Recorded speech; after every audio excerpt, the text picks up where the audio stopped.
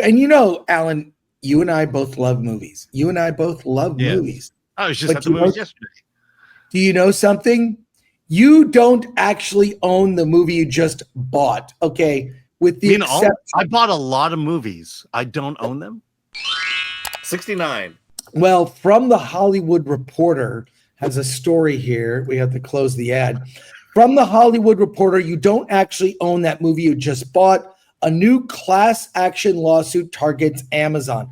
A suit challenges Prime Video, telling people they can buy a movie when they're purchasing a license to watch it for a period of time. Now, I've rented movies before, certainly. I've rented films. You get 48 hours from the time you start it. You watch the movie. You can watch it a couple times, and then you don't own it, okay? But these digital movies, and there's only one place I'll buy digital copies of movies, and that's Vudu, now Fandango. I've got a collection of, I hate to say, over 700 movies. Most of the movies I got are because I bought a Blu-ray that came with a code. That's how they eased us in, right? Was you got the Blu-ray, but then you got a code to watch on digital. So you started your digital collection. And even for a time, I went to Walmart and I brought 2 bags filled with Blu-rays that they then would look up the title, and for a small fee, I think it was $3, I would get the digital copy. I could transfer my Blu-ray collection to digital. That's how I get so many. Yeah, let me tell you my hack. So I did the same thing. Vudu was, if you had the DVD and it was licensed, you could get the digital code. So I had hundreds. I have hundreds of DVDs, and they had a PC app. So all you had to do was put the disc in, and it would check. And if it was $1.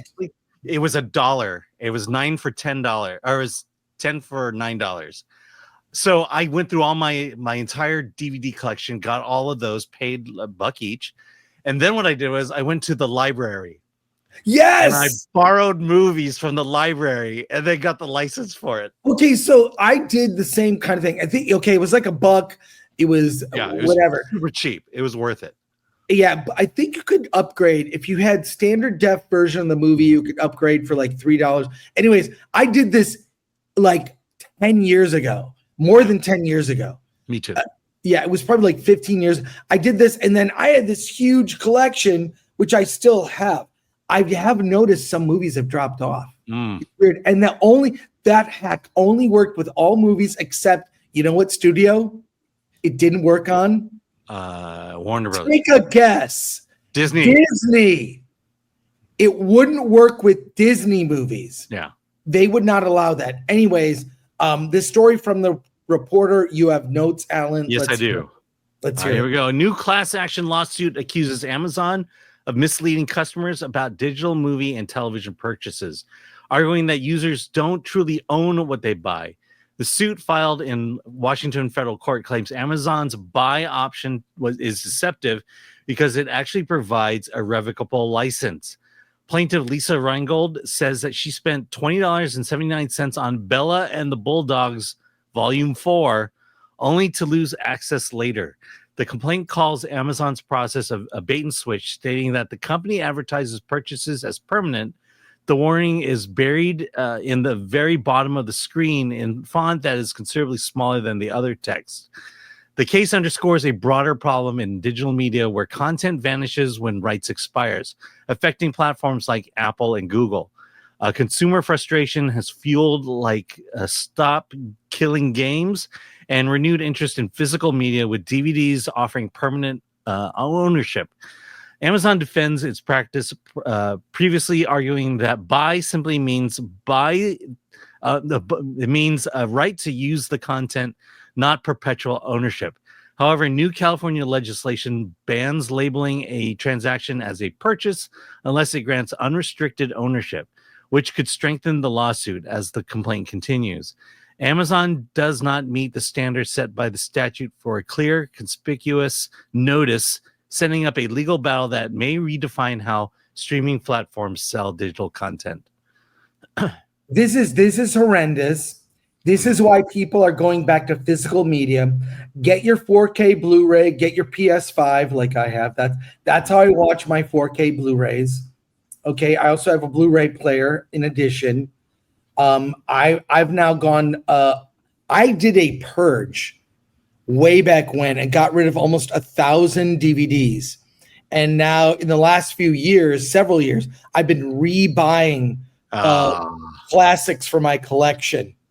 And there's a resurgence now. People want physical media. People want vinyl is back. People digital. There's something that's really disposable about it. Streaming movies, digital. I don't mind having I consider my digital collection on Fandango, Vudu, whatever. I still call it Vudu. That's my backup. I have most of those films on physical media. Yeah. So make of that what you will. Yeah, I mean, I knew this issue was going to happen when I started, downloading or getting licenses for all my DVDs, and it wasn't for this reason. I never thought that. I always thought that it would always be in your library. You could always have it. Apparently not. But I kept thinking to myself, when the zombie apocalypse happens, you're not going to get access to your online movie. Yeah. And so, you're just going to need to power up the generator, pull out your DVD player, and watch your movies as you avoid the zombie horde coming down the street. Well, we will keep up with this. We'll probably discuss this too on Versus, because I know a lot of people on Versus care a lot about physical media. We care about it.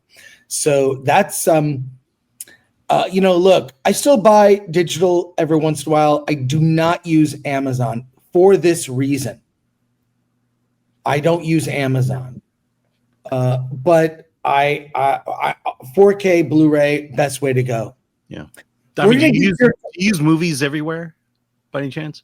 I also have movies anywhere as a backup. I have my digital collection everywhere, actually. Right, but that'll connect to your Amazon, your other streaming services, and those licenses will transfer.